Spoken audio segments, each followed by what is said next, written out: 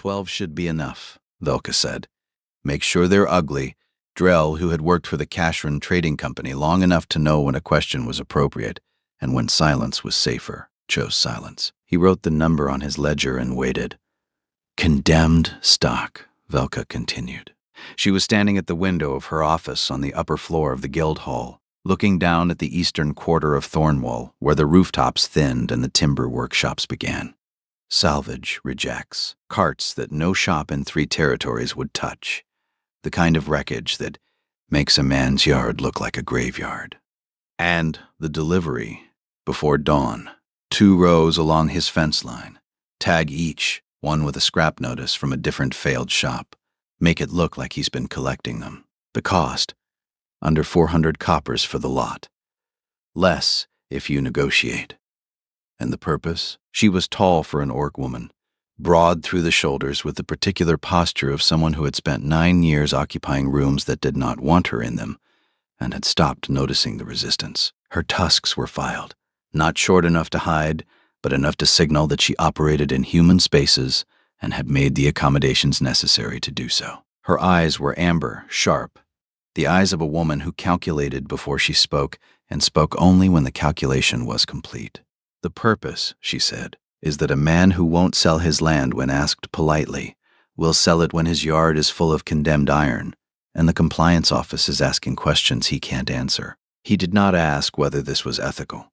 He had stopped asking that particular question approximately 14 months into his employment, when he realized that Velka did not operate on the axis of ethical and unethical. She operated on the axis of effective and ineffective, and everything she had built, 16 carts on the Greymount circuit, contracts with 11 settlements, a trading company that moved more cargo through Thornwall than any 3 competitors combined, had been built on that axis.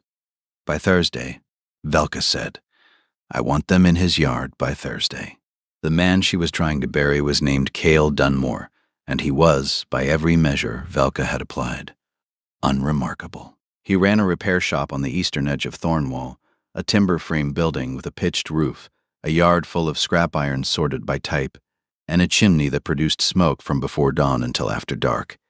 He fixed cart axles, he re-rimmed wheels, he straightened bent frames and replaced sheared pins, and did the kind of work that kept the trade road moving, but that nobody thought about until it stopped. He had been in Thornwall for 5 years. He paid his fees on time. He did not attend guild meetings. He did not drink at the tavern on the corner of Market Street, where the other tradesmen gathered on Thursday evenings to complain about tariffs and argue about axle grades. He went to work. He came home, and he raised his daughter. Mira was 6. She had her father's gray eyes and the particular seriousness of a child who had been answering her own questions for long enough that she had stopped asking imprecise ones. She sat in the corner of the shop most afternoons on a stool her father had built, low, sturdy, sanded smooth, and drew on bark sheets with charcoal while the shop filled with the sounds of metal being convinced to cooperate. She talked to the wood, she talked to the tools, she talked to the cat that had appeared in the yard one afternoon and decided with the unilateral authority of cats that this was its shop now. She did not talk much to people. When she did, the sentences were short, accurate, and occasionally devastating in the way that only a 6-year-old's honesty can be. Cale had been married. His wife, an orc woman named Sarah, who had worked as a farrier on the eastern trade routes, had died when Mira was 2, a fever that came fast and left slowly, taking everything except the child and the man and the tools. Mira had her father's gray eyes and her mother's green skin, the green coming through in patches at her knuckles and along her jaw and across the bridge of her nose like freckles made of moss. He did not discuss the loss. His neighbor Harkin, a broad man with a blacksmith's arms and a habit of appearing with 2 cups of tea at inconvenient hours, knew the outline but not the details. The baker's wife across the lane knew less than that. The guild registry listed Cale as a sole proprietor with no prior affiliations, which was technically accurate and practically a lie, but Cale had not been asked to elaborate, and he had not volunteered. The shop told a different story if anyone had known how to read it. The tools on the back wall were not the tools of a man who fixed things for a living. They were the tools of a man who had once built things that no longer existed, arranged with the precision of someone who understood that the distance between a good repair and a great one lived in the quality of the instruments. Each one hung on its designated peg. Each one showed years of use and no sign of neglect. The metal toolbox beneath the workbench, red, or what had once been red, now a faded rust where the paint had aged, had belonged to his father, and the tools inside it were older than anything else in the shop. Mira was not allowed to touch the toolbox. She sat on it every evening while her father worked, swinging her legs, asking questions. He answered them all. On the morning the carts arrived, Cale came out at dawn to check the rain barrel and found 2 rows of rusted, cracked, deflated wreckage filling his yard from the gate to the road. 12 war carts, each one tagged with a scrap notice from a different failed repair shop, each one chosen specifically because it had been rejected, condemned, stripped of value in every official record. He stood on the porch with his tea cooling in his hand and looked at them. Mira appeared beside him 3 minutes later, rubbing one eye with the back of her hand, the wooden bird tucked under her arm, blue carved ruff, missing a wing. "Did someone give us carts?" she asked. Cale looked at the 12 wrecks, looked at his daughter, looked at the gap between what the world had just handed him and what he was supposed to do with it. "Not exactly," he said. "Are they broken?" "Yes." "Can you fix them?" "Probably." "Then we should probably fix them." Cale stood on the porch for another minute, then set his tea on the railing, walked to the nearest cart, and crouched beside it. He placed his palm flat against the frame, pressed his ear to the metal, listened. Harkin appeared from across the lane 15 minutes later, moving fast because Harkin had heard the delivery trucks in the dark and had spent the remaining hours of the night trying to decide whether to intervene or wait. He had chosen to wait, which he now regretted. He told Cale what he had seen. Flatbed wagons, 4 of them, professional operation. The carts had been positioned with the deliberate care of someone who wanted the arrangement to look chaotic, but had planned every angle. Cale listened without interrupting. When Harkin finished, Cale said, only, "How's your back?" Harkin, who had thrown his back out 3 weeks earlier lifting a farrier's anvil, said it was manageable. "Good," Cale said. "I'm going to need someone to hold things." The compliance notice arrived at noon. A clerk from the Department of Trade Standards, a thin man with a measuring rod and a form that had clearly been prepared before his arrival, walked the perimeter of Cale's yard, made notations, and informed Cale that the accumulation of condemned vehicles on a residential trade property violated Municipal Code Section 4, subsection 11. He had 30 days to clear the property or face a review and possible asset seizure. Cale read the notice at the kitchen table while Mira ate her lunch. Then he folded it, set it in the drawer with the utility receipts, and went to the garage. He walked both rows, slowly, flashlight in one hand, the other trailing along the frames. He stopped at each cart, knocked on the chassis with 2 knuckles. A particular knock, not testing for damage but for something underneath the damage, the way a healer presses a wound to find the bone beneath it. At the 8th cart, he stopped for a long time. It was buried under layers of paint, 4 coats, each worse than the last, applied by different hands in different years, none of whom had cared what was underneath. The interior was gutted. The wheels were locked with rust. Whoever had left it at a salvage yard had clearly considered it beyond redemption. Cale crouched beside it. He did not touch the paint. He ran his fingers along the underside of the frame, feeling the joinery, the rivets, the way the metal had been shaped. His fingers stopped at a particular point, a junction where 2 frame rails met, and he stayed there motionless for nearly a minute. Then he stood up and walked back inside. That evening, after Mira was asleep, Cale sat at the kitchen table with a sheet of paper and wrote a number beside each cart. 12 lines, 12 numbers. He did not share them with anyone. He put the paper in the drawer with the compliance notice and the utility receipts, and went to bed. In the guild hall across town, Velka received Drell's report on the compliance filing and told him to prepare the next step, an anonymous environmental complaint to be filed with the Territorial Health Office, citing potential illegal disposal of cart oil on residential land. She did not think about the man pressing his ear to the metal.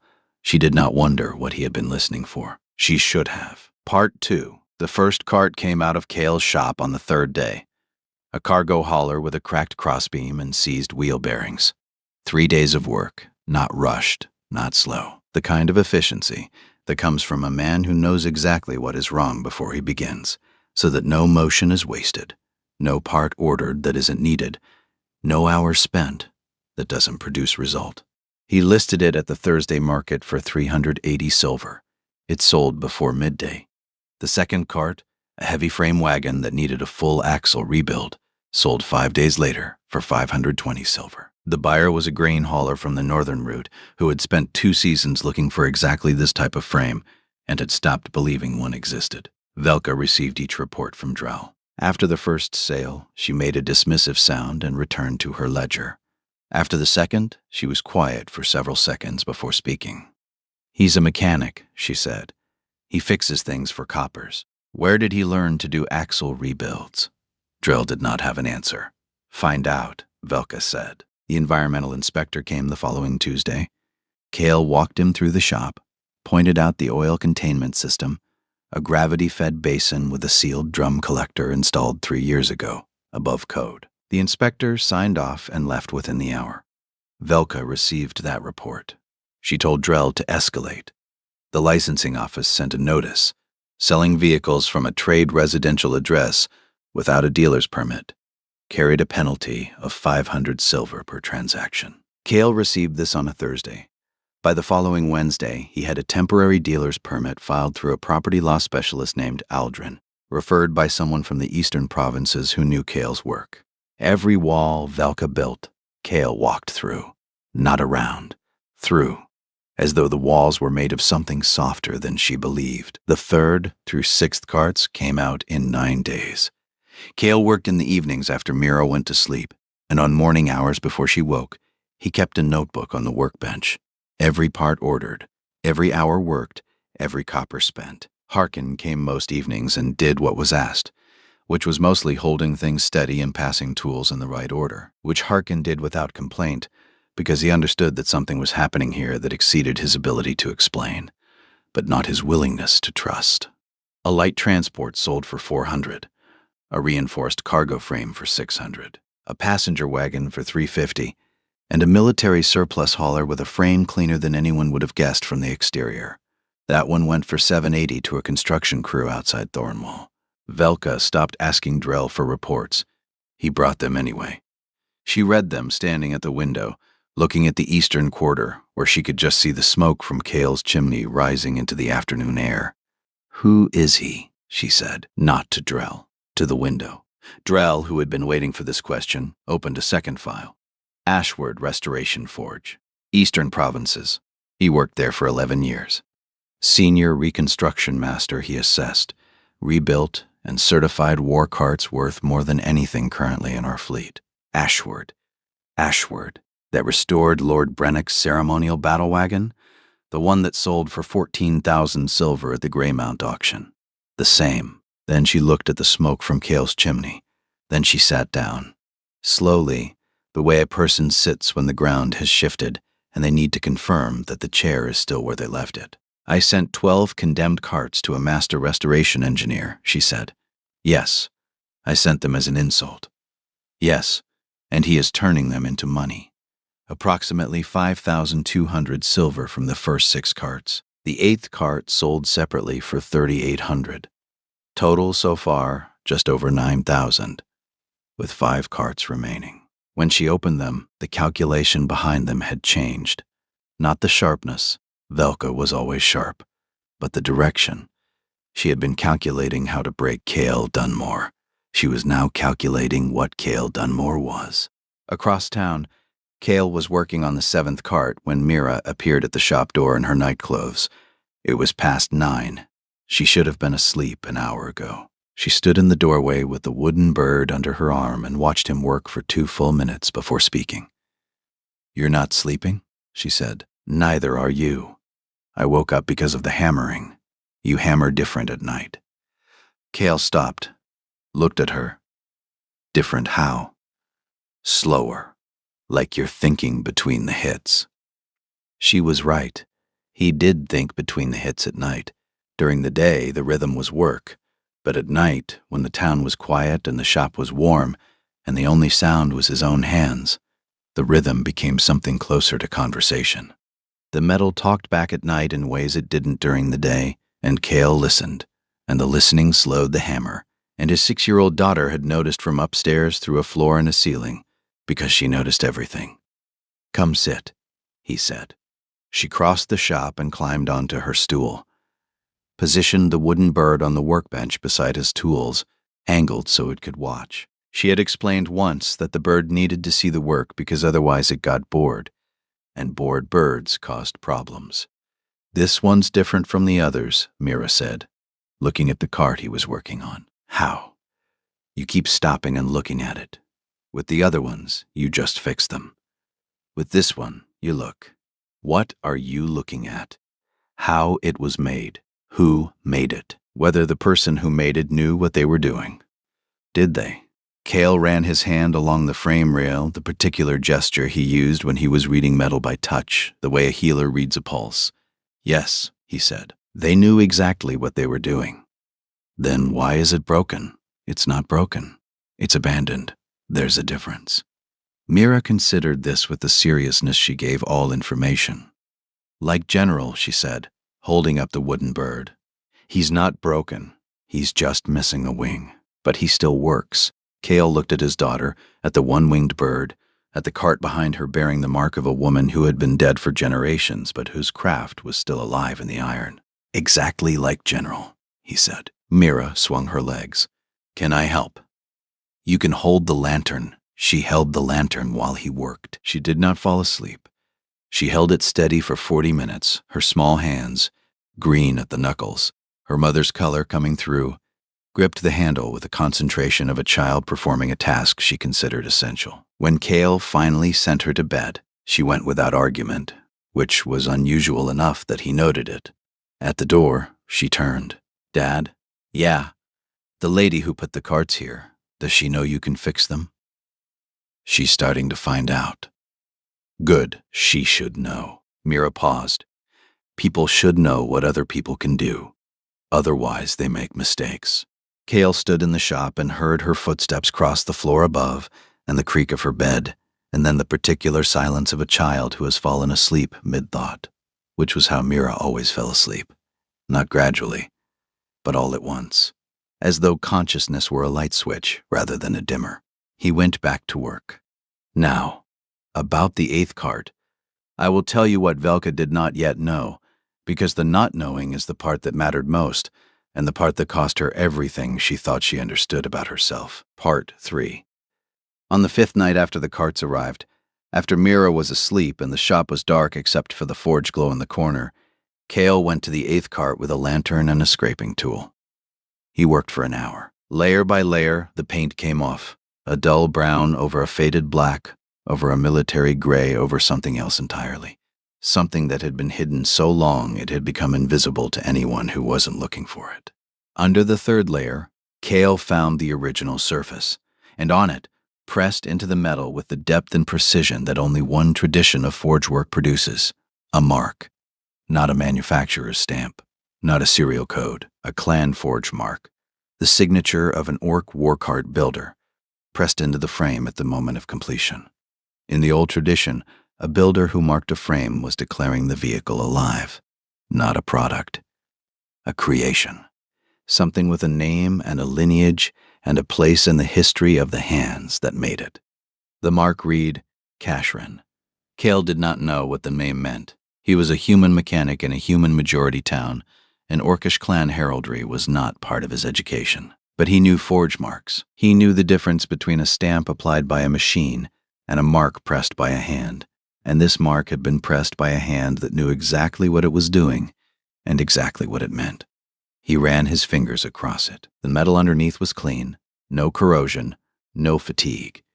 200 years old, and the frame rang true under his knuckle knock.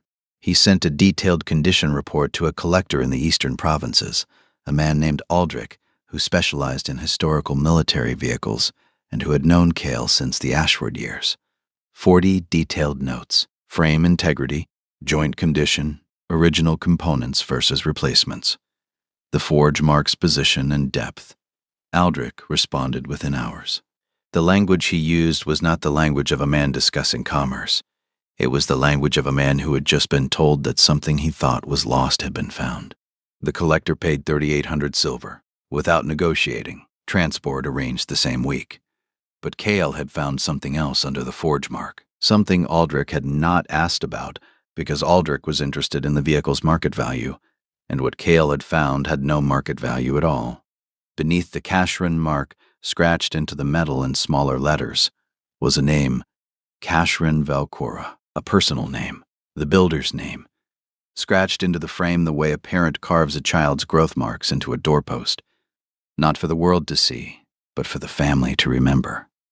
Cale did not know whose name it was. He did not know that Velcora was Velka's grandmother. He did not know that the woman who had built this cart 200 years ago had pressed her name into the frame because, in the Orcish tradition, a builder who names a creation is binding it to her bloodline, declaring that this thing, this work of hands and fire and iron, is not property but heritage. He knew only that someone had cared enough to leave a name where no one would find it unless they were looking, and that the cart bearing this name had ended up in a salvage yard sold for 30 coppers and dumped in his driveway as a joke. He stood in the dark shop with the lantern on the workbench and his hand on the frame, and felt something that was not anger and not sadness, but something in the same territory, the particular weight that comes from holding an object that was loved by someone who is gone, and knowing that the distance between love and abandonment is sometimes nothing more than a few layers of bad paint. He did not tell Velka what he had found.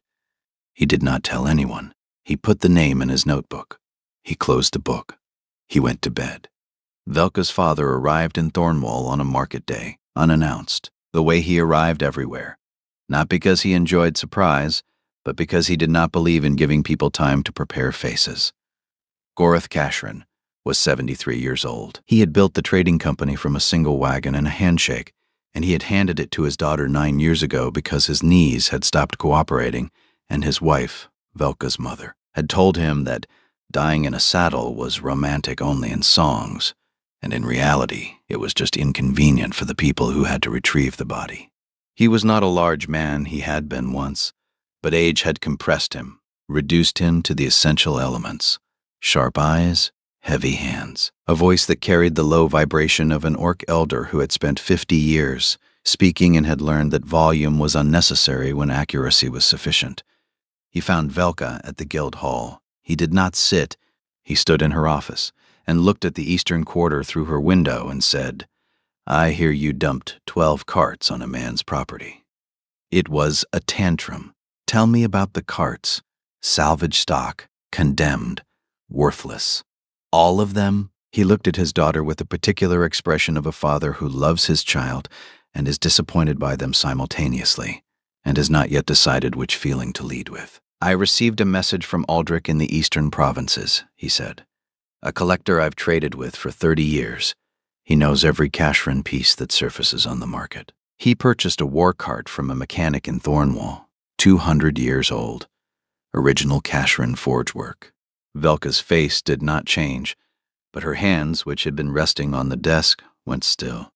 "Cashrin," Gorath repeated. "Our name, our forge, your grandmother's cart, Velka. Velcora built it. She pressed her name into the frame. I saw that cart when I was 14 years old, in my mother's workshop. I remember the sound of her hammer." "That's not possible. The personal inscription matches your grandmother's hand." Aldrich confirmed it with the Eastern Archive.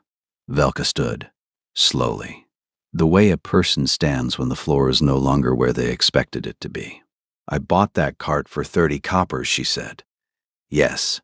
I dumped it in a stranger's yard. Yes. I dumped my grandmother's cart. As an insult. Yes." Gorath's voice did not rise. It dropped, the particular drop that orc elders use when the words are too heavy for normal volume.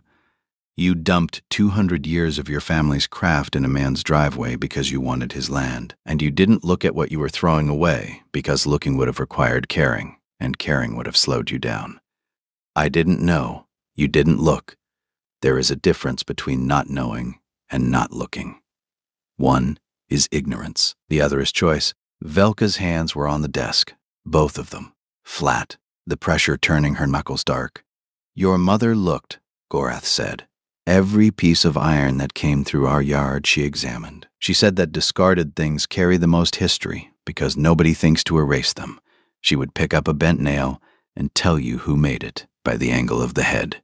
He paused, looked at his daughter. The disappointment had won the internal contest, but the love was still there, underneath the way a foundation is underneath a cracked wall. That man, the mechanic, he looked. He found your grandmother's name under 4 layers of paint, a human man in a human shop with human hands. He found what you threw away. Gorath walked to the door, stopped, did not turn around. "Your mother would not have thrown it away," he said. "That is the difference between you and her. Not strength, not intelligence. Attention. She paid attention to the things beneath the surface. You pay attention only to the surface." He left, the door closed behind him. Velka stood at her desk for a long time. The eastern quarter was visible through the window. The smoke from Cale's chimney rose in a thin line against the afternoon sky. She did not move. While Velka stood at her window, Cale was in his shop with the door closed and Mira asleep upstairs. He had the name, Kashrin Velkora, written in his notebook. He had the forge mark photographed in his memory, and he had a question that would not leave him alone. The next morning, he walked to the old quarter, the Orc section of Thornwall, 3 blocks of low buildings and narrow alleys that most humans passed through only when the main road was blocked. He found the forge on the 2nd Street, a heavy stone building with a chimney that dwarfed every structure around it. The smith's name was Torgan. He was old, 60, maybe more, with arms that looked like they had been built for a larger body and had refused to diminish when the rest of him did. He was working a piece of bar stock when Cale appeared in the doorway, and he did not stop working when he spoke. "You're the cart man," Torgan said. "Not a question. I am. The one Velka tried to bury. The same." Torgan struck the bar. Sparks flew. "What do you want?" Cale pulled the notebook from his jacket, opened it to the page with the name, set it on the edge of the anvil where Torgan could see it without stopping his work. Torgan looked at the name. His hammer stopped mid-swing. "Where did you find this?" His voice was different now, not the flat tone of a man conducting business. Something underneath, under 4 layers of paint on a war cart. Frame number 8, the one with the Kashrin forge mark. Torgan set the hammer down. He picked up the notebook, held it close to his face, the way old men hold things when their eyes have started to negotiate, rather than obey. "Kashrin Velkora," he said. "I know this name. Every orc smith knows this name. She was the last of the old builders, the ones who forged war carts by hand, every rivet set individually, every joint fitted without templates. She worked for 40 years. Her carts survived battles that destroyed everything around them." He looked at Cale. "You said you found this under paint?" 4 layers. Someone covered the original surface, covered the forge mark, covered the name. "And the cart, is it intact?" "The frame is." 200 years old? It rang clean under my knuckle knock. "The joinery's original. The rivets are hand set. Whoever built it to outlast the people who would ride in it." The forge crackled outside. The old quarter conducted its morning business. Footsteps, voices, the sound of a neighborhood that existed parallel to the main town, and was noticed only when it was useful. "In the old tradition," Torgan said, "a builder who scratches her name into a frame is saying, 'This is alive. This is not iron and wood. This is a piece of me, and it carries my name the way a child carries a parent's blood.' To abandon a named cart is," he searched for the word, "it is not destruction. It is something worse. It is forgetting. You leave something alive in a yard and no one comes for it. And it dies not from damage, but from absence." "You found it," Torgan said. "A human man found an orc woman's name under paint and recognized it mattered. What are you going to do with it?" Cale put the notebook in his jacket. "I don't know yet." The wrong answer would have been quick. Cale walked back to his shop. The smoke from his chimney joined the smoke from Torgan's forge and rose together into the sky above Thornwall, indistinguishable. If you run a caravan company and you've never checked what's underneath the paint on your own fleet, if you've ever thrown something away because you were too busy to look at what it was, this story has more to say. Stay with it, not because I'm asking, because Velka hasn't finished learning what it costs to stop looking. Part 4. Kale did not begin work on the remaining cards immediately. He sat in his shop for an evening with a notebook open and the numbers in front of him, and did something that Velka, had she known about it, would have found far more threatening than any cart repair. He began to read, not about carts, about the Cashrin Trading Company. He pulled the business registration filings, public record available to anyone who asked, annual fee disclosures, 2 commercial property transactions from the previous 5 years. Harkin helped him collect the documents. Aldrin, the property law specialist, helped him read them. What they found was not catastrophic, but it was not comfortable. Cashrin Trading was carrying significant commercial debt with the Thornwall Merchant Bank, a variable rate loan taken 3 years earlier to finance expansion from 12 carts to 16. The rate had adjusted upward twice. More importantly, the loan contained a performance covenant, quarterly cargo benchmarks that, if missed for 2 consecutive periods, gave the bank the right to renegotiate terms. Velka's first quarter had come in below target. Her second quarter had not recovered. The third was weeks from closing. Cale wrote this down in a second notebook. Not the parts log. A different one. He did not discuss it with Harkin. He mentioned it to Aldrin only in the form of a single question: whether a commercial note could be purchased by a private buyer at discount if the bank wished to reduce exposure. Aldrin looked at him. Yes, he said. Typical discount on a distressed note runs 6 to 15%. Cale asked him to make inquiries. Aldrin said he would. The 7th through 11th carts came out over the following 2 weeks. Total gross from all sales, just over 11,000 silver. Net after parts, transport, and Aldrin's fees, somewhere above 9,000. Velka had spent 400 coppers on the operation. She received the final tally from Drell on a Friday afternoon. She heard the number. She said nothing for 12 seconds. Drell counted. Then she said, "What is the third quarter projection?" Drell told her. It was not good. And the bank? The covenant threshold is 14 days away. If we miss it, the note goes to review. Velka stood at the window. The eastern quarter.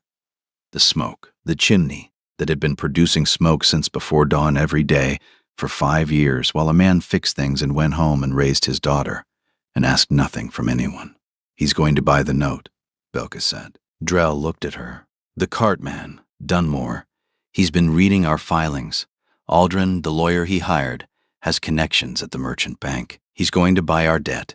I sent 12 broken carts to a man who can read a business the way he reads a frame, by pressing his ear to it and listening for what's wrong underneath. And now he's listening to us. She sat down. Get me the third quarter numbers, all of them, and find out how much liquid capital Dunmore has access to. The guild meeting fell on the last Thursday of the month. Velka had a standing item on the agenda, the Eastern Junction expansion, which required Cale's parcel to complete the corridor.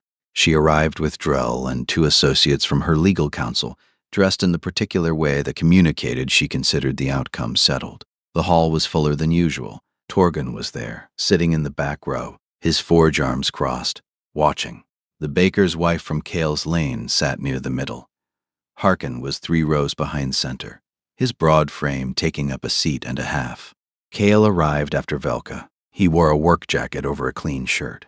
Mira was not with him. She was at the baker's wife's house, drawing carts on bark sheets with charcoal, which was what she did whenever her father went somewhere that didn't have a stool for her to sit on. Velka presented the expansion proposal. When she reached the section describing Cale's parcel, the final holdout in the consolidated plan, she named him directly. The room shifted. The guildmaster invited comment. Cale stood. He did not wait to be called on twice. He spoke without raising his voice in a tone that reached the back of the hall without effort. The voice of a man who had spent 11 years in forge shops, where you either projected clearly or you were not heard at all. He said he was not selling the parcel. He said his shop was on that land, his daughter's home was on that land, and there was no price for either. He said this the way a man states something that is simply true and does not require defense. A woman near the front pressed her lips together. A man in the back stopped fidgeting. Then Cale said he had a different proposal. He said he wished to purchase the Cashrin Trading Company's primary operation, the Thornwall Depot, the flagship location on Guild Street, at fair market value, all current staff retained, all existing contracts honored, full operational continuity, financing in place, closing within 45 days. He did not look at Velka as he said it. He looked at the guildmaster, then at the room. The silence that followed was not shock. It was recalculation, the sound of a room full of people revising a story they thought they knew the ending of. Velka stood at her table. She looked at Cale. The guild hall looked at Velka, the particular quality of attention that a room gives to a person who has just received an accounting they did not expect. Drell stared at the table. Velka said after a pause that everyone in the room felt that she would consider the proposal. She said it without dismissal, without concession. Said it the way a person says a thing when they genuinely have not yet decided. As the meeting broke, Velka passed Cale near the door. She stopped. "You never tried to embarrass me," she said. "The carts, the compliance notice, the environmental complaint, none of it. You could have made it public. You didn't." Cale looked at her. "It wasn't necessary. Why not?" "Because the carts were the answer. You sent me 12 problems. I turned them into 11,000 silver and a business offer. The embarrassment was already in the arithmetic. I didn't need to add to it." Velka looked at him for a moment. Then she walked out. Harkin appeared beside Cale. "That was either the bravest or the stupidest thing I've ever seen." "Which one?" "Depends on whether she says yes. She'll say yes." "How do you know?" "Because the third quarter numbers close next week, and the bank covenant triggers in 14 days, and she's carrying debt she can't service at current revenue. She'll say yes because the alternative is the bank saying yes for her." Harkin looked at him. "You've been reading her books. There's a difference." "Is there?" Cale put on his jacket. "The filings are what she shows the world. The books are what she shows herself." I only needed the filings. The guild hall emptied behind them. The town settled into its nighttime rhythms. 2 days after the guild meeting, the restored 8th cart was displayed in the Thornwall Market Square. Not by Cale. He had arranged through Aldrich's network. The collector in the eastern provinces had agreed to loan the vehicle for a single day. The cart arrived on a flatbed wrapped in canvas and was positioned in the center of the square beside the guild hall steps. Cale did not attend. He was in his shop working on the 11th cart. Harkin was with him. Neither of them mentioned the square. The canvas came off at midday. The cart sat in the autumn light, 200 years old, stripped of every layer of bad paint, its original iron surface exposed. The Cashrin forge mark was visible on the left frame rail, pressed deep, unmistakable, and beside it, in letters that had survived 2 centuries of neglect, the name, Cashrin Velcora. Torgun stood beside the cart and spoke.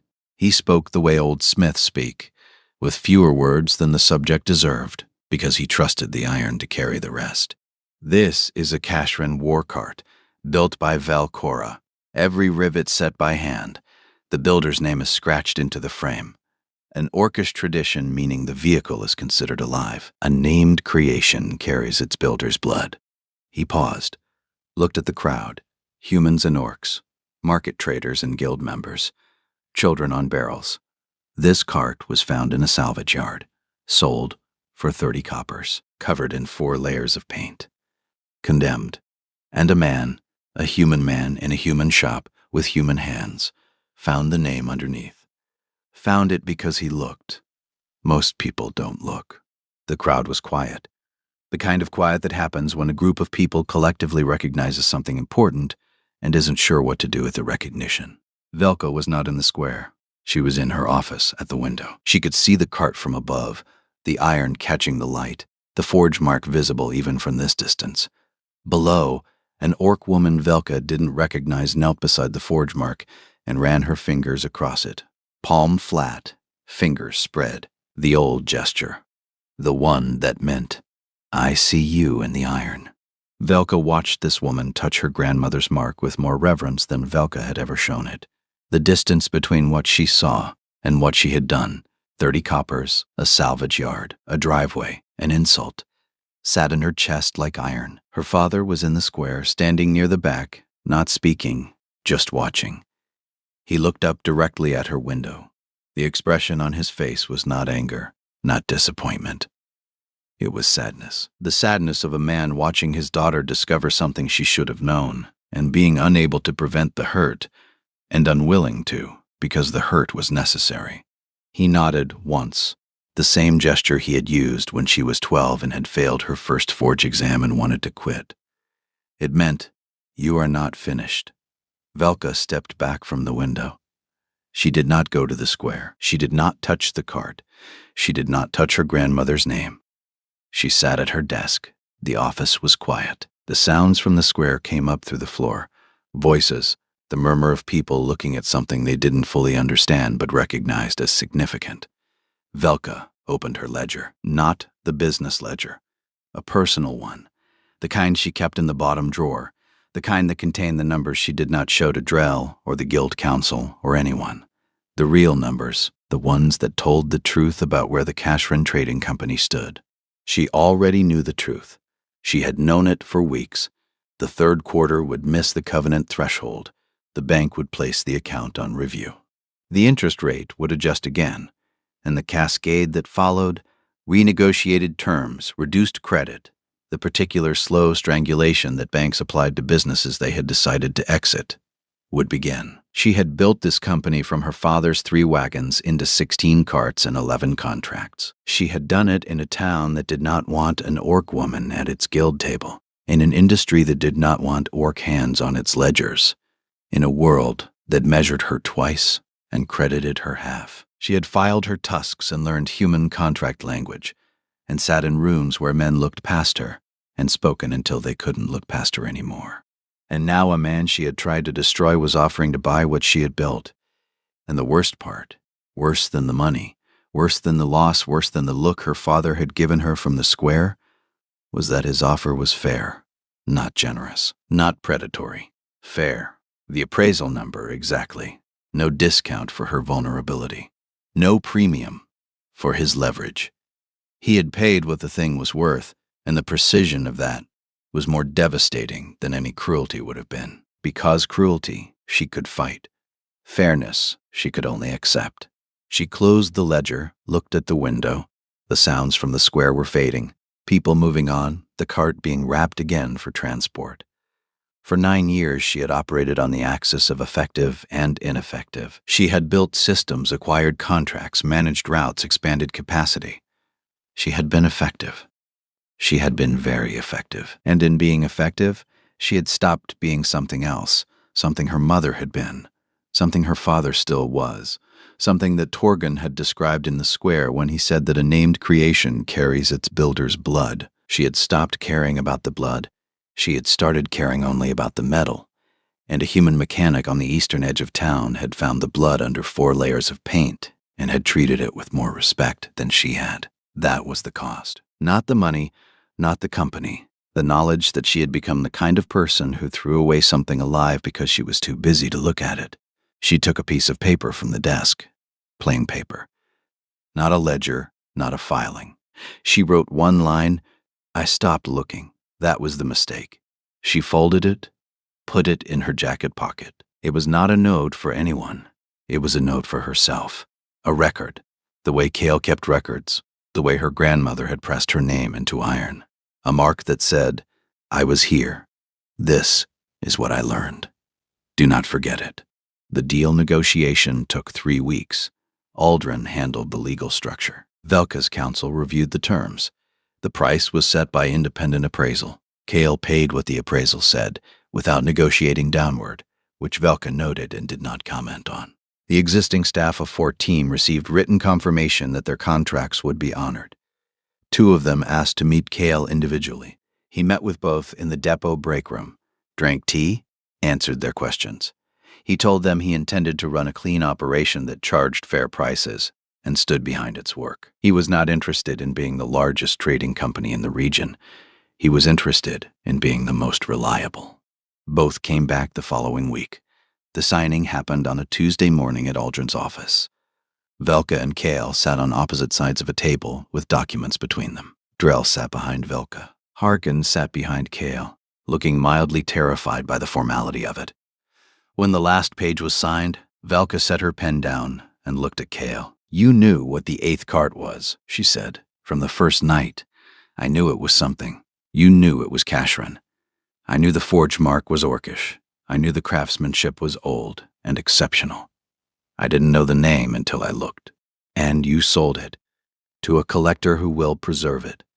It's in a restoration archive in the eastern provinces, climate-controlled, catalogued. It will outlast both of us." Velka was quiet. Her hands were on the table. Both of them. Flat. "My grandmother built that cart," she said. "Her name was on the frame. I know. You found her name under the 4th layer of paint. Kashran Velkora, scratched into the metal beside the forge mark. And you didn't tell me?" "No." "Why?" Kale was quiet for a moment. "Because you weren't ready to hear it. You sent 12 carts to my yard as a weapon. If I had told you then that your grandmother's name was on one of them, you would have heard it as leverage, not as heritage. And your grandmother's name deserves better than being leverage." Velka's jaw worked. The muscles along the side of her face tightened and released. She looked at the signed documents on the table. She looked at the man across from her. "My father came to see me," she said, "after the sale to Aldrich. He told me that my mother would have found the name herself, that the difference between me and her was attention. Your father sounds like he understands craft. He understands everything. He just can't say it without making it hurt." The room was quiet. Aldrin pretended to organize papers. Harkin pretended to understand the documents in front of him. Drell sat absolutely still. "I'm not apologizing," Velka said. "Apologizing is what people do when they want the feeling to go away. I don't want it to go away. I want to remember what it felt like to find out that I threw my own grandmother's work in a ditch because I couldn't be bothered to look at what I was throwing." "That's more useful than an apology," Kale said. "It's also more painful. Usually the same thing." Velka stood, extended her hand, not the handshake of a deal closing, something else. The handshake of two people who have been on opposite sides of something and have arrived, through a series of events neither of them planned, at the same side of a different thing. Kale shook it. Brief, firm, no warmth in it. Warmth would come later, or it wouldn't. What was there was clarity. The mutual understanding of what each person had brought to the table and what they expected going forward. 3 days after the signing, Kale came to his shop in the early morning dark. Mira was still asleep at the house. The street was empty. The forge smoke from Torgin's chimney was already rising. The old smith started before dawn, the way old smiths do. Kale unlocked the shop, turned on the single overhead light. The 8th cart was gone. Sold, transported, archived, but the space where it had stood still held the faint impression of its wheels in the packed earth floor. 2 grooves parallel the exact width of a Kashran war cart's axle span. On his workbench, his notebook lay open to the page with the name Kashran Velkora. He had not closed it. He heard the shop door open behind him, did not turn. He knew the footsteps. Heavy, deliberate, the particular weight of a man who had spent 50 years walking on ground he understood. Gorath Kashran stood in the doorway of a human mechanic shop at dawn and looked at the space where his mother's cart had been. Kale turned. The 2 men looked at each other. "You're the father," Kale said, "and you're the man who found my mother's name under paint." Griffith walked into the shop. He moved slowly, not from weakness, from attention. He was looking at the tools on the wall, the workbench, the organized yard visible through the back window, reading the shop the way Kale read frames. By the evidence of the hands that worked there, he stopped at the workbench, looked at the notebook, at the name in Kale's handwriting, angular, precise, a mechanic's lettering. "You wrote it carefully," Gorath said. "It deserved care." Gorthov put his hand on the workbench, closed his eyes. The gesture of an orc elder performing a forge reading, feeling the vibration of a workspace through contact, the way a smith feels the temper of hot metal through the handle of the tongs. He stood like that for a long time. The shop was quiet. The overhead light hummed. Outside, Torgun's hammer started. Distant, rhythmic. The first beats of a working day. My mother worked a bench like this, Gorath said. Not the same size, not the same tools, but the same feel. The particular density of a surface that has been used with consistency and purpose for years. You can't fake it. Machines don't produce it. Only hands do. He opened his eyes, looked at Cale. My daughter sent you 12 carts as an insult. You turned them into a business. That is impressive, but it is not why I am here. Why are you here? Because you found my mother's name, and you did not use it. Use it how? As a weapon. Against Velka. Against me. Against the Kashran name. You had every reason to. A woman tried to destroy you, and you discovered that her own family's heritage was in the wreckage she sent. Most men would have displayed that publicly, would have used the shame of it to break her. I'm not most men. No, you are not. Gorath took his hand off the workbench. That is why I came. Not to thank you. Thanking is easy and means little. I came to see the hands. The hands that found my mother's name. I wanted to see whether they were the hands of a man who stumbled onto something valuable or the hands of a man who understood what he was holding. Gorath looked at Cale's hands. Scarred, calloused, oil-stained in the creases. The hands of a man who had spent decades touching metal and had absorbed some of its character. Durable, specific, shaped by function rather than display. They are the second kind, Gorath said. He walked to the door, stopped, did not turn. My daughter will come to you. Not today, not this week, but she will come. And when she does, she will not apologize. Velka does not apologize. She adjusts, but she will offer you something. And when she does, understand that the offering is the apology, even if she does not call it that. He left. The door closed. The shop was quiet again. Cale stood at his workbench and looked at the name in the notebook and thought about a woman who had built a cart 200 years ago and pressed her name into the iron because she wanted it to survive her. And it had. Through salvage yards and bad paint and salvage notices and a driveway full of insults, it had survived. Because one man had put his hand on the metal and listened. On a Saturday afternoon, 3 weeks after the deal closed, Cale brought Mira to the trading depot. They walked through together. The loading yard where carts were being fitted for the northern route. The storage warehouse where cargo was inventoried and weighed. The office where Velka's ledgers still sat on the desk, because Cale had not moved them, because the numbers in them were Velka's, and moving them felt like erasing. Mira walked beside her father with her hands behind her back, looking at everything carefully. Is this ours now? She asked. Cale crouched to her level. It's ours and the people who work here. My job is to take care of both. Mira nodded. She looked at the loading yard. That cart has a loose pin, she said, pointing. I can hear it rattling. Cale looked. She was right. He called out to one of the yard workers. The pin was tightened. Mira looked satisfied in the specific way of a 6-year-old who has identified a mechanical problem and been taken seriously. That evening, Cale went to the shop. He stood in the doorway for a moment, looking at the space. The tools, the bench, the stool where Mira sat, the red toolbox that had been his father's. He opened the notebook one last time, looked at the name, Kashran Velkora. Then he closed it, put it on the shelf beside the toolbox, beside the compliance notice he had never thrown away, beside the drawing Mira had made in the first week. 12 carts in a row, a tall figure standing beside them, holding a toolbox. The teacher had asked what the figure was doing. Mira had said he was listening. Outside, the smoke from Torgun's forge rose into the evening sky. Somewhere in the eastern provinces, in a climate-controlled archive, a 200-year-old war cart sat with its forge mark visible and its builder's name uncovered, preserved by a man who had been sent it as a joke and had treated it like what it was. And in the guild hall on the upper floor, Velka Kashran sat at her desk. A different desk now, smaller, in a different office, the office of a consulting partner rather than an owner, and looked at a ledger that was no longer hers. She had agreed to stay as an advisor for the transition period, not because Cale needed her expertise.